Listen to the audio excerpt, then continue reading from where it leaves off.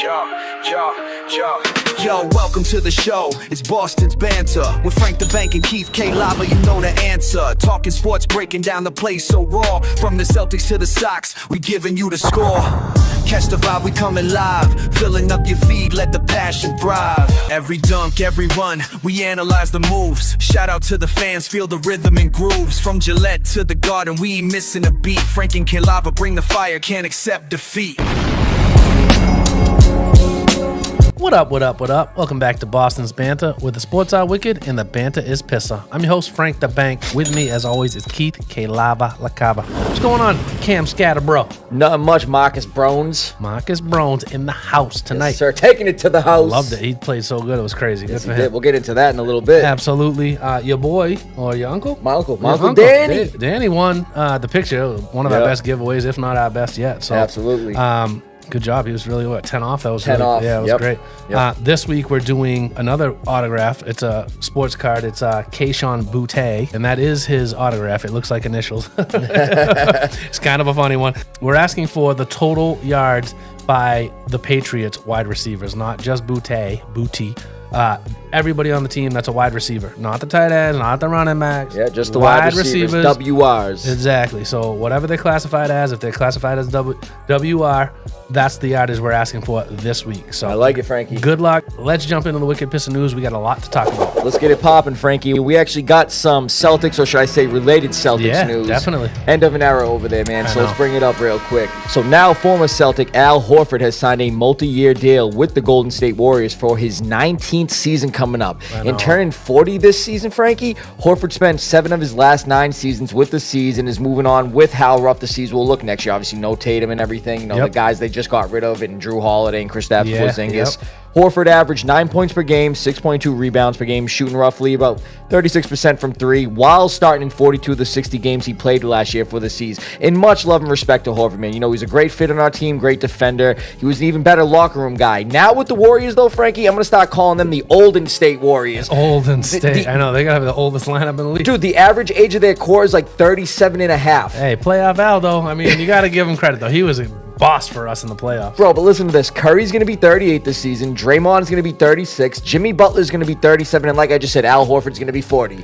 Olden State Warriors. Olden State. Yes, sir, Frankie. Nice, dude. We got Red Sox. We're in the playoffs, baby. We're in the playoffs, You know what I'm saying? Give me some of that. Give me Yes, some of sir. that. So we're actually starting in about a half an hour, game 1 in the Bronx. So it's going to be crazy. Crochet on the hill. Let's go.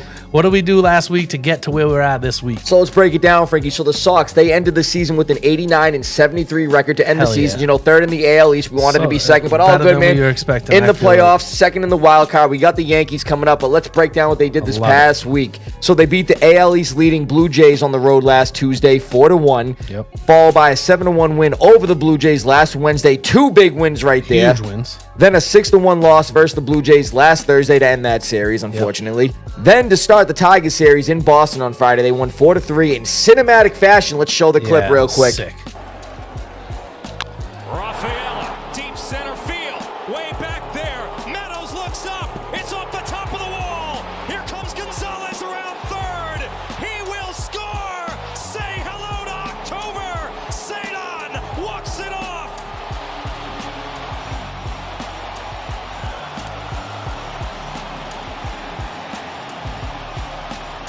That was what got us into the playoffs. Clinched right there. the playoff berth. Yes, sir. Right you know, there. oh yeah, and that bum Devers and the Giants, they didn't make the playoffs. And they fired their manager, too. Yes, sir. Yes, sir. Then after that big win, the Sox lost 2-1 to the Tigers on Saturday. The Tigers actually clinched the playoff spot with that win. Which we're going to talk about the Tigers in a second. Yes, we are. And lastly, a 4-3 win to end the season versus the Tigers. They're back in the playoffs. Legendary Yankees versus Sox series coming up. Let's get it popping. It's going to be huge. I mean, we won a couple games by 1 run. We talked a lot about losing a lot of the games by 1 run early on in the season. So good to see them win a few games late against a good Tigers team, even though the Tigers had one of the most epic, if not the most epic in history, collapse in history. So yeah, they almost didn't make the playoffs. So they almost didn't make the playoffs, but the collapse of losing the Central was insane. So the Tigers were up on July 8th, 15 and a half games on the Guardians. Okay, that's 15 and a half games. So that's in July, whatever, July 8th. The betting at that time, the Tigers were minus $5,000 to win.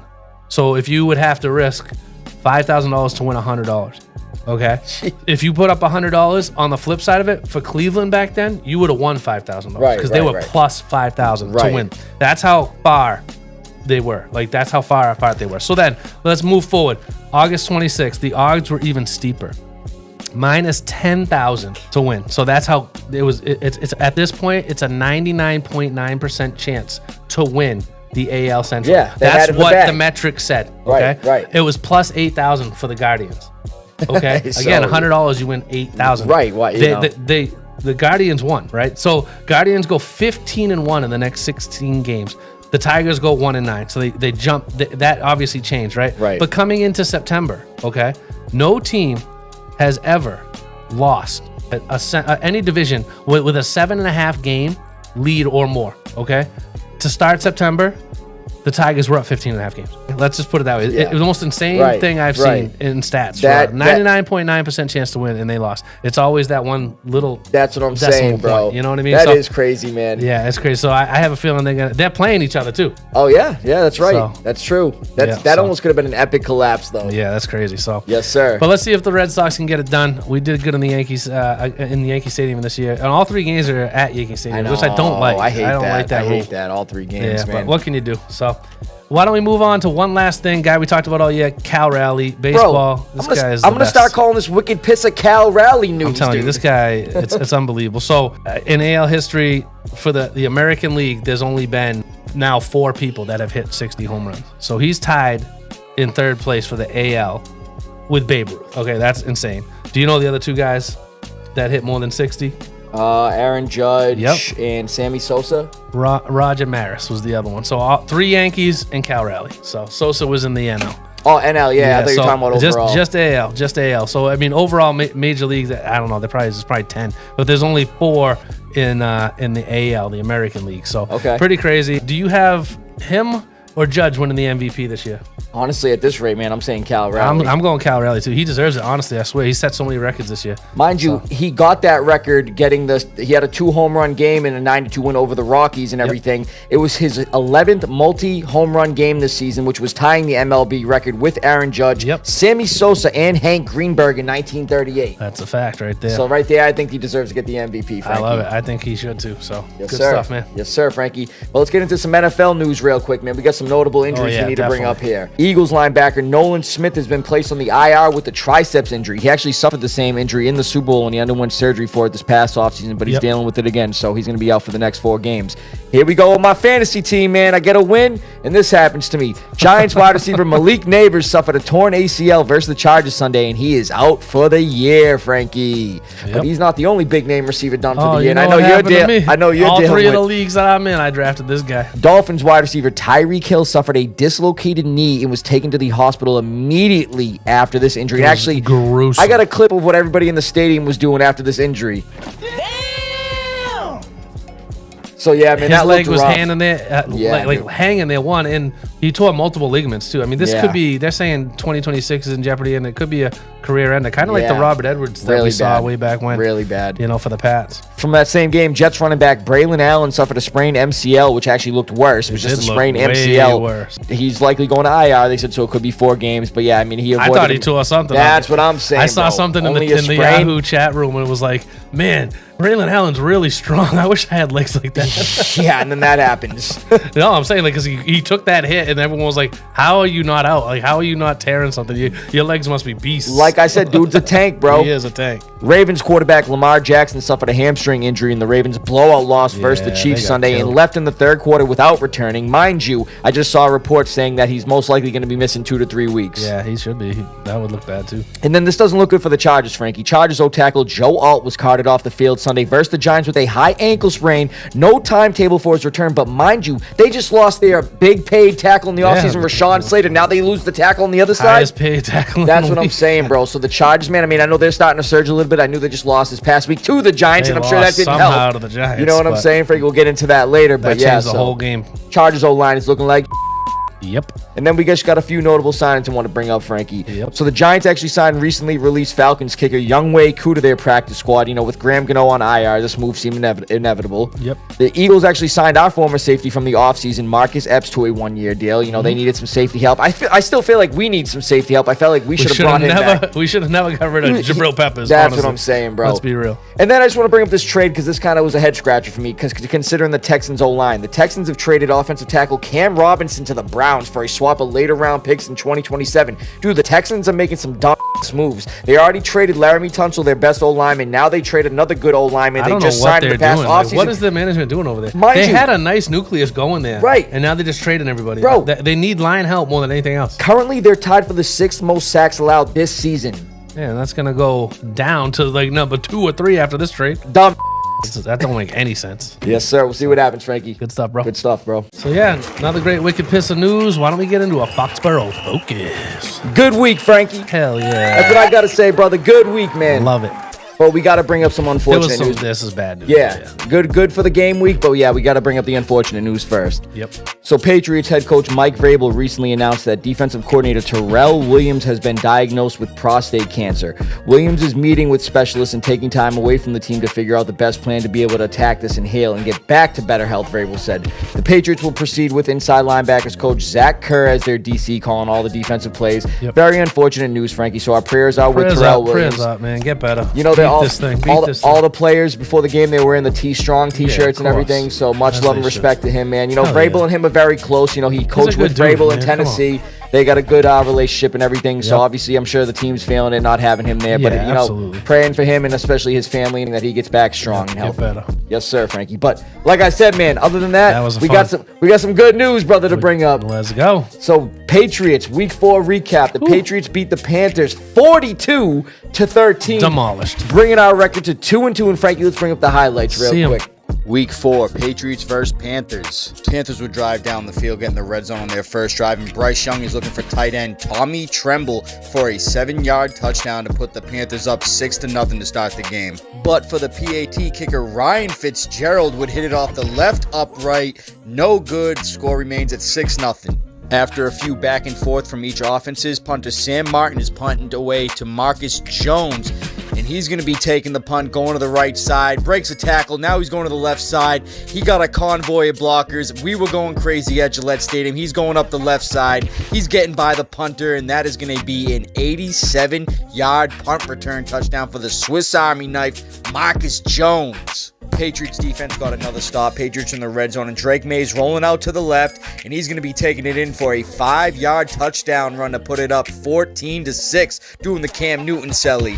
Panthers back on offense after that Drake May touchdown, and Bryce Young is going to be feeling the pressure from not only Milton Williams, but linebacker Caleb Chason. Let's go, baby.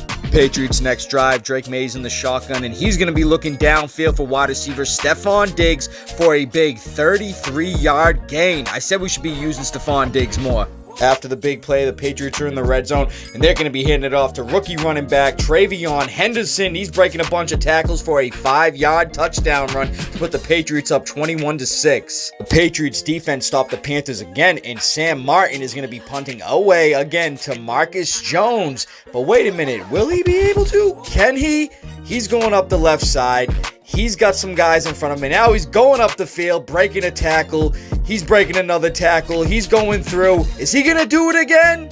Nah, unfortunately, this time Sam Martin, the punter, stopped him, but a nice 61-yard return. After that nice Marcus Jones punt return, the Patriots are back in the red zone, and Drake May is going to be handed off to other running back Antonio Gibson for an easy 1-yard touchdown run. Man, the Patriots were just killing it this game. Patriots got the ball back again because the Panthers suck, and Drake May is rolling out to the left side. He's going to find tight end Hunter Henry, one of his favorite targets, for a nice 31-yard touchdown pass. Hunter Henry's 4th touchdown of the year. Definitely one of Drake May's favorite targets. And the Patriots got the ball again, killing the Panthers 35-6, and even 4th and 3, they're going for it down the field for a turnaround catch by Stephon Diggs for 30 yards right into the red zone at the 5-yard line. After that big play to Stephon Diggs, Drake May is going to be looking for his other new wide receiver, Mac Hollins, for a 4-yard touchdown. You saw his hand gesture. Yeah, they're kicking the Panthers' ass. Victory formation for the Patriots in the final 42-13, bringing the Patriots record to 2-2 and Vrabel's first win in Gillette as the Pats head coach.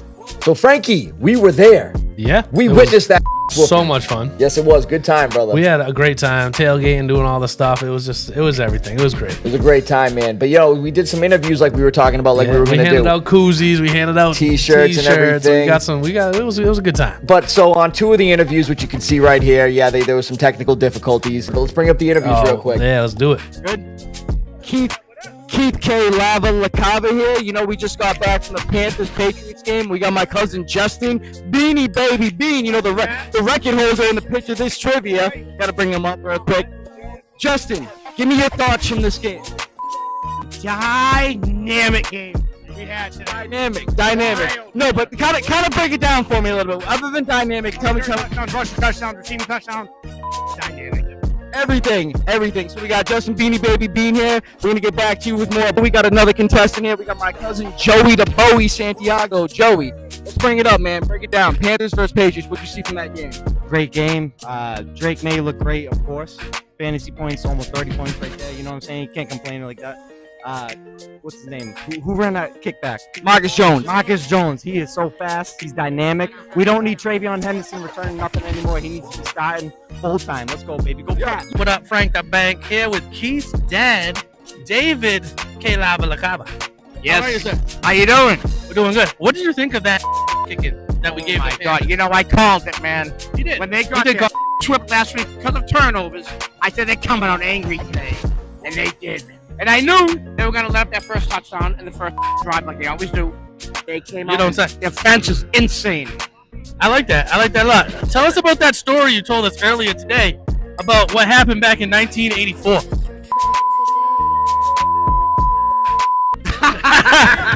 Bleep it all out. So, we couldn't bring up what happened to my dad in 1984, but that was a funny clip, That was Frankie. the best. That was so much fun. That was a good interview right there. Good stuff, Dave. But, Frankie, let's get into a real quick recap of the game. What we noticed from the offense, the defense, and we got to bring up special teams real quick because special teams have been killing it, brother. Yep. So what I noticed from the offense real quick in this game, we had 307 total yards of offense with a very efficient passing. Drake May was 14-17 for 203 yards, 2 touchdowns, averaging 10 yards per pass. Yep. They were finally getting Travion involved early. He had 9 total touches, 46 total yards, and his first career touchdown. Give it up for him there, brother. I love that. No turnovers. I'm going to say it again. No turnovers, and the Patriots were 4 for 4 in the red zone. Yeah, there was a talk in this past week, man. It was unreal. They played all aspects of the game except for minus that first drive. I don't care about the garbage. And that was the defense. That was they played on every aspect of the game, though. It was great. And you talk about Drake May, right? So he made history, obviously, this week, too, with he did. The passer rating stuff, which I think you have a little bit on that, too, right? So I thought that was great. 23 years old, he joins Lamar Jackson and Josh Allen as the only QBs in NFL history to record multiple games in a season with 135-plus passer rating with 1 rushing touchdown or more and a passing touchdown or more. So that he's killing it. And we're in week 4. We're going on to week 5. He's up there with those 2 guys. So it's like they were the last 2 MVPs of the league. You know what I mean? No, that's those are some great numbers. If you want to hear some more numbers, another record he broke. Ton of them. Drake May is the first Patriots quarterback since Tom Brady to have 3 consecutive games with a 75% completion rating. Yeah, I saw this. 200-plus passing yards and 2+ passing touchdowns. Mind you, Brady did all that in the semi-undefeated season in 2007. I love it. He's killing it. That's what I'm saying. He's playing real good and real confident up there. Build off of this game. Absolutely. And then the last thing I just want to bring from the offense is they finally got Diggs more involved to over 100 yards. Yeah, His first Diggs came 100 out yards. after the game, said I'm only about 5 out of 10 comfortable in the offense, but that's just coming back from a big injury like that. So he's going to build off this. Hopefully we see the 7 and 8 confidence in it. And a lot of big catches. He's going to keep going crazy. You know? He had 2 30-plus yard catches like we saw in the highlights, bro. He's a top receiver in the league for years, and he knows how to play. You know, That's what I'm saying, bro. That's so. what I'm saying. But Frankie, let's bring up what I saw from the defense real quick. Let's do it. The defense may have allowed 326 total yards and only had 1 sack. We have 1 sack in the last 2 weeks. Credit Caleb on Chase on that sack. Yep. But only 13 points. They had the touchdown on the opening drive like you were talking about, and Andy Dalton garbage time touchdown at the end to a guy I don't even know who the hell he was. Yeah, the announcer at the stadium said his name wrong. Mitchell. Mitchell. Yeah, right. Yeah, so Yeah. They held the Panthers to 5 for 14 on third down and 1 for 3 on fourth down. But I will say this: it was our first game. We did allow 100+ rush yards, but I'm not worried, Frankie. Yeah, garbage time don't count. That's what I'm saying. And then, like I said, just bringing up the special teams real quick. We've already seen a kick return touchdown this year, and now, like we just saw in the highlights, an 87-yard punt return touchdown. We were going crazy in Gillette Stadium, because of the Swiss Army knife Marcus Jones. He also had a 61-yarder, like we also saw in the highlights. I mean, he almost had 2 punt return touchdowns. Just got hit by the punter, just enough. Punter, Sam Martin. But Frankie, he finished with 167 return yards, which set a new single-game franchise record for the Patriots. And the Patriots actually lead the league in punt return average with nearly 30 yards per return and total punt return yards with 202. Special teams coordinator Jeremy Springer got these guys killing it, bro. Well, that was sick. I mean, they've been playing great on special teams for the most part. That's what I'm saying, especially the return game. I'm saying the return game has been unreal. I saw a meme with Forrest Gump running, but it was Marcus Jones' head. That's great. That's great. Just run out of the stadium. One day I woke up and I decided to start running. But Frankie, we got to bring this one up. Upcoming week 5 at the Bills this Sunday night, man. So the Bills are 4-0. They beat the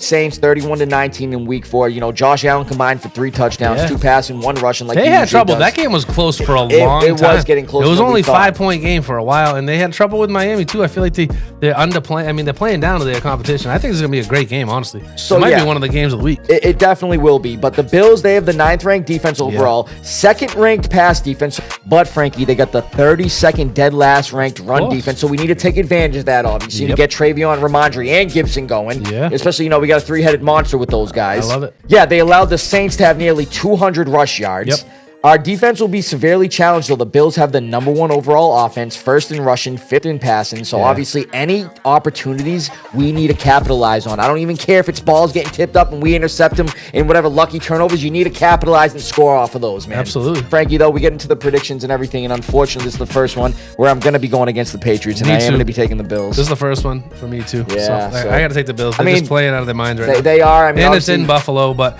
I have a feeling it's going to be a tough game for the Bills because, up until this last game, and I know, again, garbage time, we have stuffed the run a lot, and they build off the run. They do a lot of play action. James Cook's looked unbelievable. He's been like the 2nd or 3rd highest efficiency of any running back in the league. So I feel like if we can stop him, that's going to change the outcome like a lot. Like, focus on him.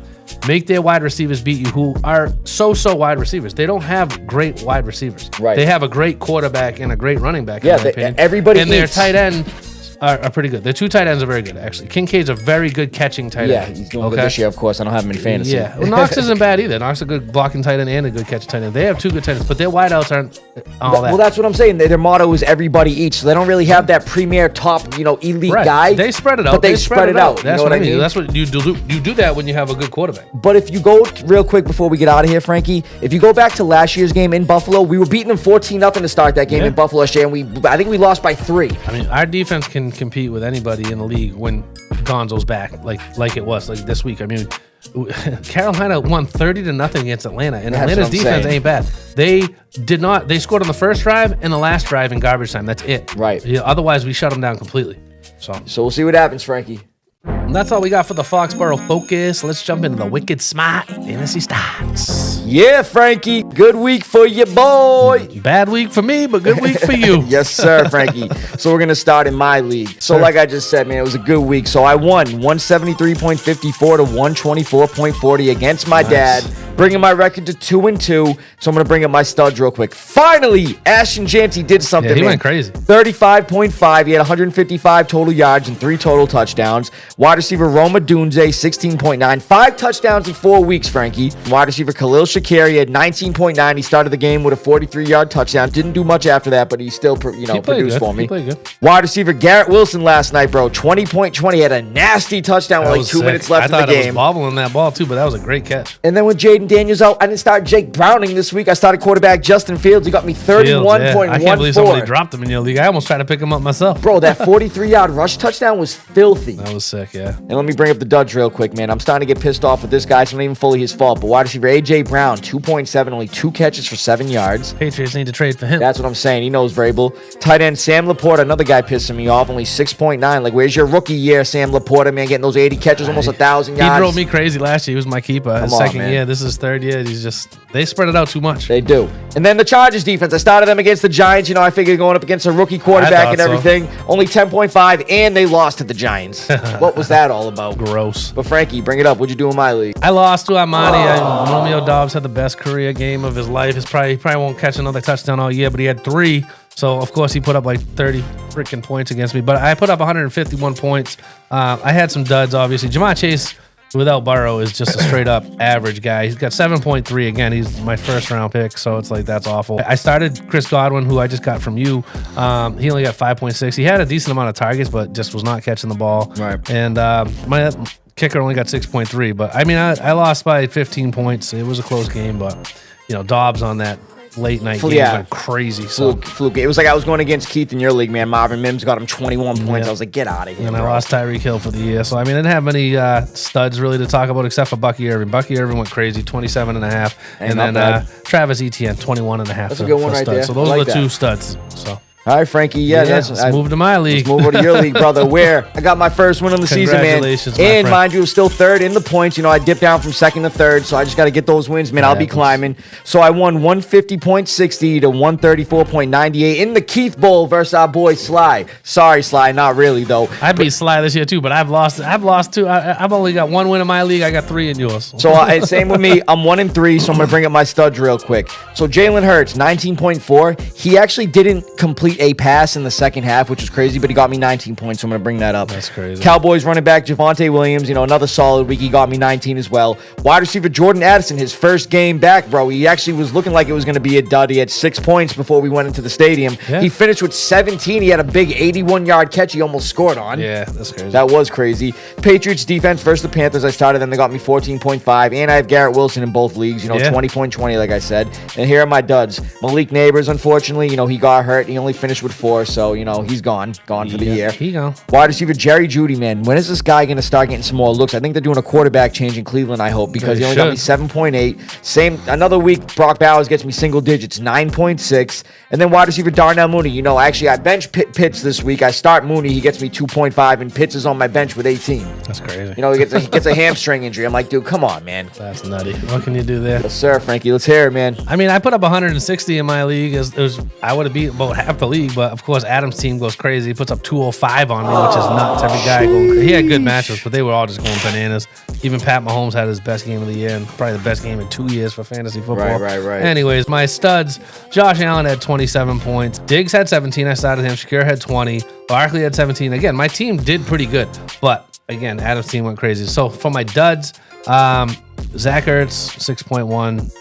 I started Christian Kirk in one of our 3 flexes. He only had 5. And then Brandon Aubrey was 7.2, which, I mean, a kick is a whatever, but he usually puts up a lot more points than that. So, unfortunately, what can you do? Let's get into the week 5 sleepers. What do you got? Yes, sir, man. Keith's weekly sleepers for week 5. And let's break it down real quick. So I'm going to start with Giants wide receiver Darius Slayton at the Saints, bro. I like that. So Malik Neighbors is done for the year, so expect more from Wan'Dale Robinson, obviously, and Slayton. Slayton had 3 catches for 44 yards on 4 targets this past Sunday, and the guy is always good for an occasional big catch. I mean, a few weeks ago, he had a nice 52-yarder versus the Cowboys. And like I said, expect more of it. Robinson will be the bona fide number 1 receiver, and Slayton, no pun intended, is slated to be the number 2. And going against the number 18 ranked pass defense could bode well for Slayton this week. The man's the longest tenured Giant since 2019, and that's miserable enough. Get my guy some more looks, especially with Dart, bro. Come on. Yeah. Then number 2, I got Texans running back Woody Marks at the Ravens. Okay. Now, Marks out-touched Nick Chubb this past Sunday in the 26-0 shutout over the Titans, 21-15, and I'm sure the game script called for it being a blowout and everything. Yeah, they were resting Chubb a bit. That's what I'm saying. So the guy had 69 rushing yards, 1 rush touchdown, and 50 receiving yards on 4 receptions and 1 receiving touchdown. So I expect the Texans to let the kid get more involved after that. He should. He's a good player. That's what I'm saying, especially against a 32nd ranked Ravens defense. 31st ranked pass defense and 30th ranked rush defense. They suck. Maybe he'll out-touch Chubb a little more, but I think he's going to get opportunities as well. Yeah, absolutely. Makes sense. And then lastly, I got Saints running back Kendre Miller versus the Giants. Another guy going against a defense. Now, obviously, AK-41 is there, Alvin Kamara. Yeah, Kamara had a great game. That's what I'm saying. But Miller is starting to trend upward in the Saints offense. He had 4 less carries than Kamara, 11 carries, 65 yards, and he had a nice 18-yard touchdown run, averaging more yards per carry than Kamara as well. And like I said, defense. The Giants have the 31st ranked overall defense, 31st ranked run defense, and who knows, maybe he gets some catches. The Giants have the 28th ranked pass defense. So if any injuries, your team's getting take a look at Miller. I think he could probably help you out. Yeah, I like that. But Frankie, let's hear the FanDuel picks. Yeah, I mean, we had another decent week last week with FanDuel. So this week we're going Dak Prescott, 7,300. I mean, he's got the Jets. So, I mean, the Jets defense has not been very good. So I like that, 7,300 there, bottom defense against the pass. Right. I'm stacking him with George Pickens. They just went crazy together against Green Bay in that game. They went absolute bananas. CeeDee Lamb's still out. So, and George Pickens only 7,100. So I like them as a stack.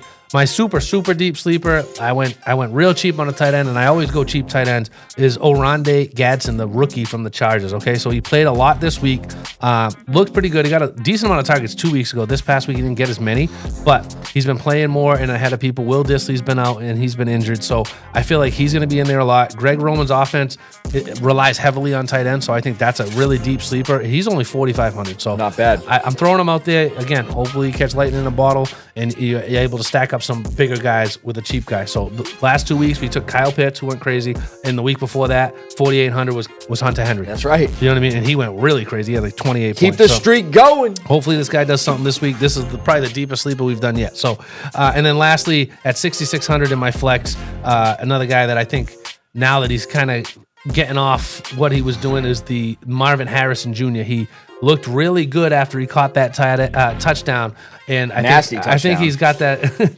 that off his back now, that he's just ready to start playing the way he should. So, and he's got a decent matchup this week too. So those are my picks this week. They're playing Tennessee. Tennessee, one of the worst in the league, if not the worst. Right.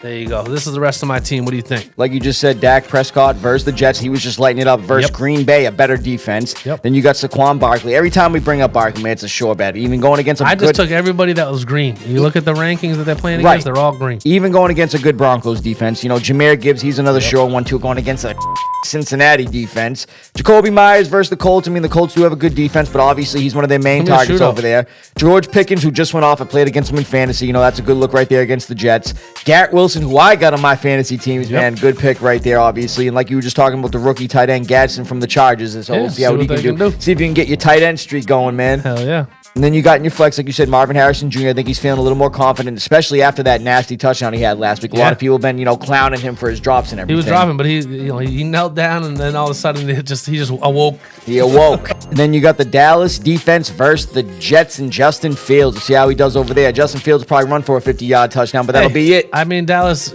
coming off that craziness last week. I don't know. I think this again, cheap defense. Why not? Jets, whatever. See what happens, brother. Good stuff, Frankie. Let's jump into a lava round. How did we do last week in our picks? Let's bring it up, Frankie. We actually got a random tie that we'll get into real quick. 40-40 tie with the Cowboys and Packers. But Frankie, last week you went 10-5-1, bringing your overall record to 44-19-1. I like that. I went 9-6-1, bringing my overall record to 41-22-1. Our only difference was the Dolphins and Jets. I picked the Jets, you picked Miami, and obviously that didn't bode well for me.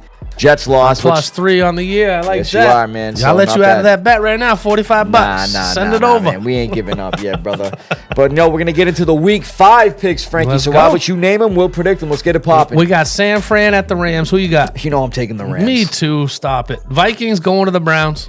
And that's going to be international as well. But you know what? I'm going to be taking the Vikings here, even though they looked rough last week and everything. Right. They didn't have to leave, and the Browns had to travel, so they're going to be a little more rested. I'm going to be taking the Vikings. I'm taking the Vikings too.